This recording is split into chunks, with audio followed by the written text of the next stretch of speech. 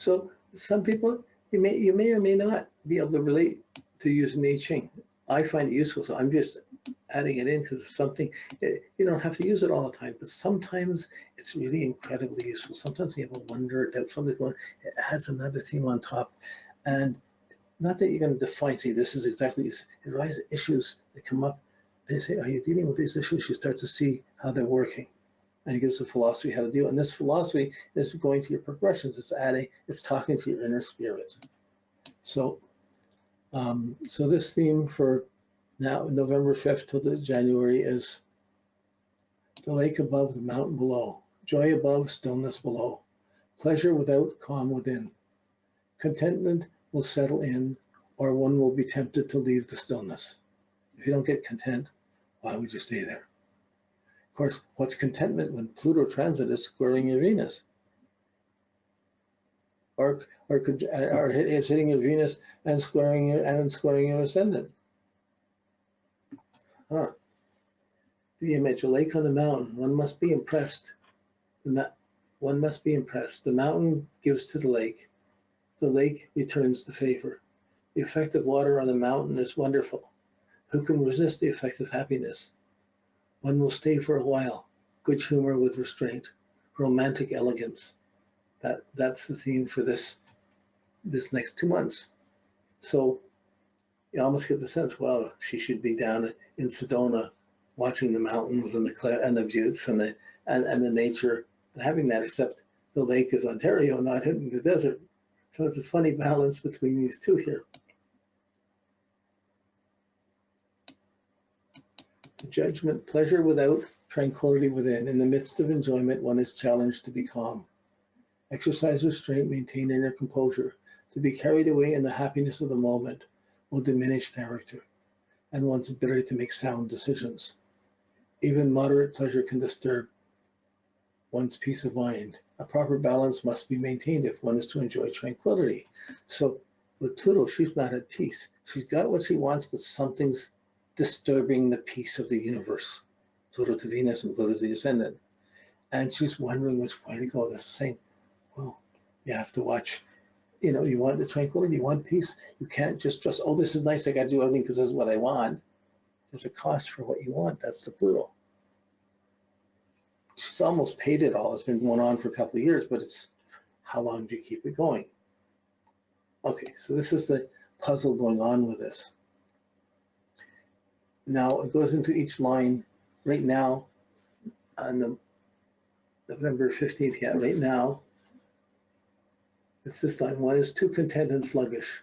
One does not make an appropriate effort and falls behind. Opportunities will be lost. Second one, enjoyment increases. Happiness is doubled, much laughter, not much effort. One is cautious, but can easily be influenced. If one deviates from good standards, resources will be diminished. So there's a puzzle, what's appropriate, what's not appropriate going on now. But it's in this area of influence wing, but she's on the edge between when does she stay here, when does she go down south? When does she leave the family to just be in the marriage bubble? When does she, and how does this work?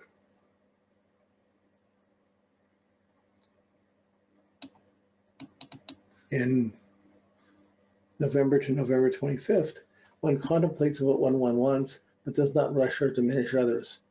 Help will come unasked. One stands firm and treads confidently. One's movements do not disturb the peace of others. Good fortune. Gentle and unimposing. If one is pulled into outer frivolity, integrity will be threatened. One is accepting of others, but should not show preferences. Okay, you have your holding together with your partner. Then there's all the other people you want to hold together to. How do you not show preferences? For Venus, showing preferences, that's normal. But there's a conflict among all the preferences. So do we stay here for Christmas or not? Do we go back after? Or when do we go? When do we want? Right now, it looks like there's a bit of inertia there of waiting, but it's starting to get cold. Then we get to the next one, goes into line 3, November 25th till December 5th. You see the situation is positive. One easily gains what one wants. One does not take this to excess. Perspective is maintained. Okay, it's a progressed sign. It's the inner confidence, creative restraint, One does not make demands on others. A smile will accomplish more than words. To do one's duty with positive attitude will bring good fortune. Attention must be given to appropriate measure and means. So there's still concern about how much enjoyment, how much. So this is Sun in Sag, but it has this emotional quality, a Venus quality inside of it. And it's the Venus things being challenged. So then it goes into line 4. I'm just showing you that you can do this so that you can see that you can do it and how to make these associations, how to take it to this next step if you want. Sometimes it's useful, a person gets there, and this is just a useful extra advice rather than just your opinion on something and something else coming in around it. So it goes into line 4 on December 5th to the 15th, so pre-Christmas. Inappropriate action. One tries too hard to please. Sensitivity will be diminished. One does not live up to expectations. One must wait for tensions to ease before one acts. To force one's way will create opposition. One enjoys beyond proper limits. To persevere will bring humiliation. To force one's will on others will spoil the relationship. So here's the challenge on the Sun about the relationships. This is the 2 weeks. This is from December 5th to the 15th. It goes into, from the 15th, on the 15th, it goes into line 5.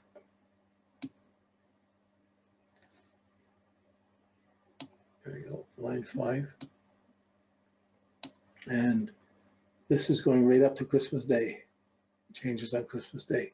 One smiles and the world responds. Straightforward and decisive, one is not dissipated by trivialities. A good example is made, appreciation follows. Gentleness will have a great effect. One will see clearly and express oneself well.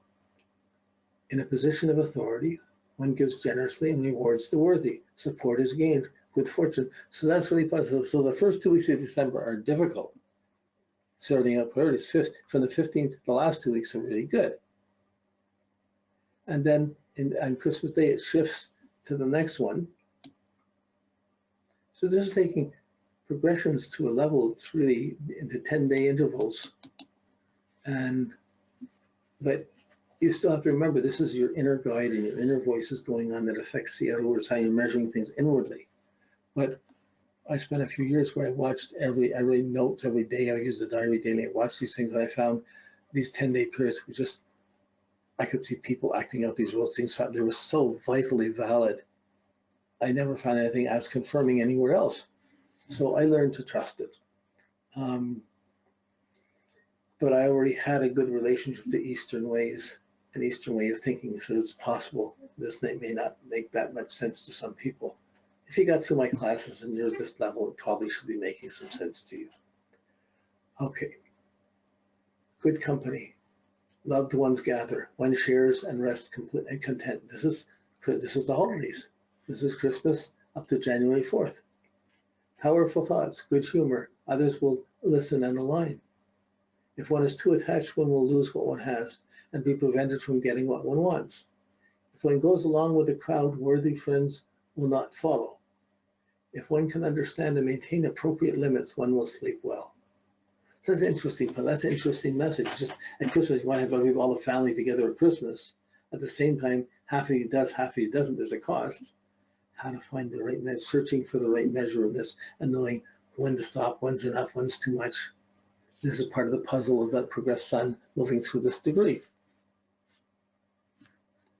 And when we see that, we already have the sense of the transits being the challenges going on. We oh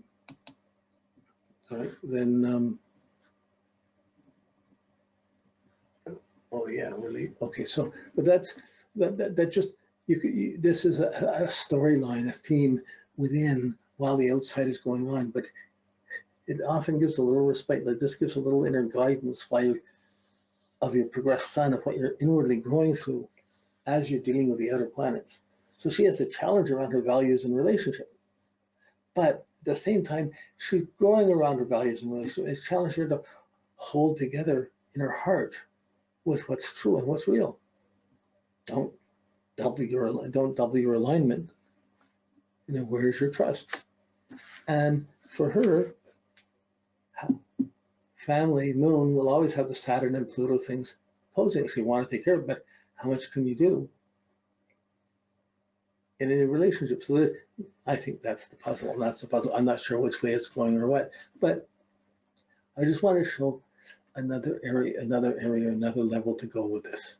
So that's it for today's class. Thank you, and we'll